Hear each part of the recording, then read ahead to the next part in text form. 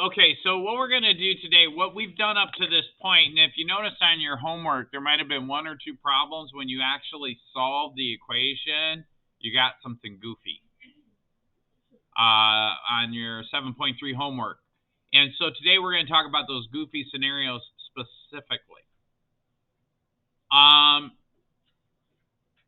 Well, let's just do the work and then I'll talk about it later. So I'm asked to solve this. So to solve this, we're gonna do a few things. So I'm just gonna go through the process of solving this. I want to make it look like x equals some stuff, right? And you guys are pros by now, so I'm gonna add 3 to both sides. Remember that 3 is a constant, so I can only add that with another constant.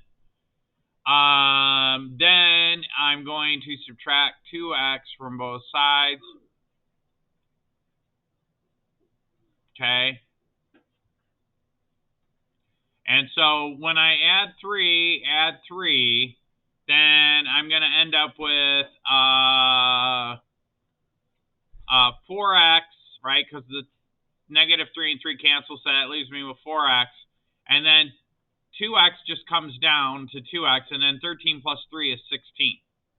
So then in the next step, I'm going to subtract 2x from both sides. Now the reason, whoops, I don't need to write the subtraction down twice. I'm sure that'll confuse some of you guys. The reason I'm subtracting the 2x is I'm trying to move this 2x over here. Now 4x minus 2x is 2x.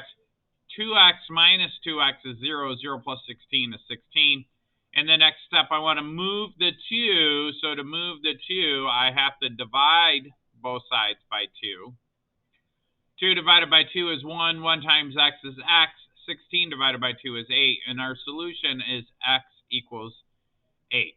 Now, did you guys grab a graphing calculator this morning when you came in? Hurry up and get one if you didn't get one. All right. Also, you guys, quit telling your parents that I only teach you by videos. It's a little frustrating because I send the video to your parents and say, no, I record me teaching your children, which is kind of funny. Anyways, so this has one solution. So while you guys are grabbing, remember Mr. Adams showed you the little trick. You could solve any algebra equation by graphing the left-hand side of the equation and then graphing the right-hand side and finding the intersection. In other words, if I take my handy-dandy calculator and I go to y equals and I clear this out, I'm going to graph that first equation, which is 4x, and you should be doing the same. You should be playing along at home, as they say. That's the left-hand side of the equal sign, isn't it? Well, it's 4x minus 3, just the left-hand side of the equal sign. Then, in the next equation, what I'm going to do is I'm going to graph 2x.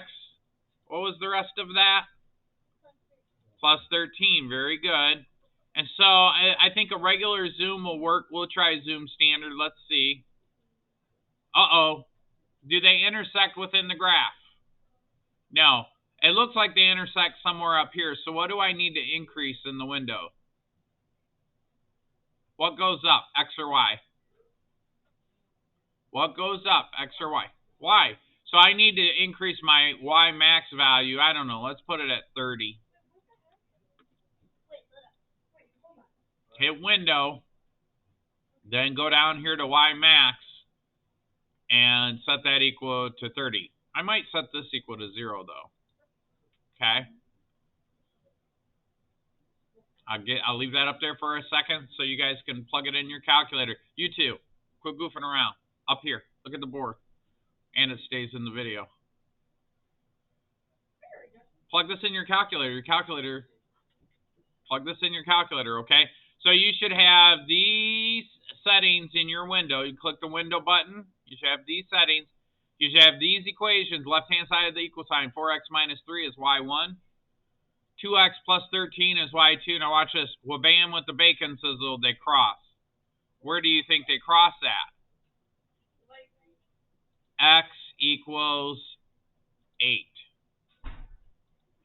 See that? Now I can verify that. That's a good question.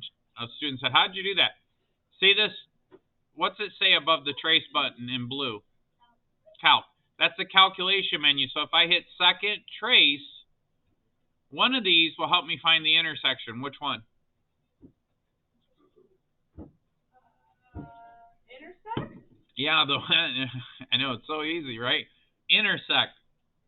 So choose option number 5. Move the cursor pretty darn close to where you think the intersection is.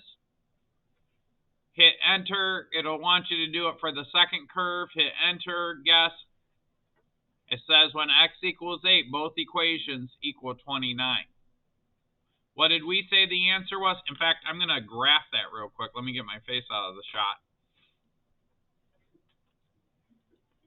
So when you graph the left-hand side and the right-hand side, you'll see that where they intersect is actually the solution.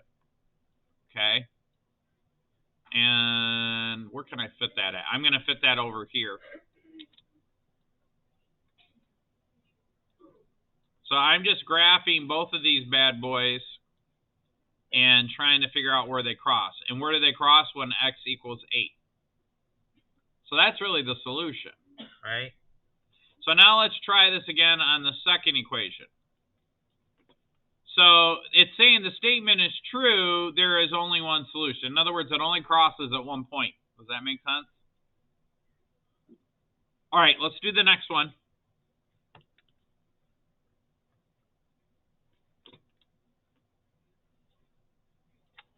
Actually, I'm going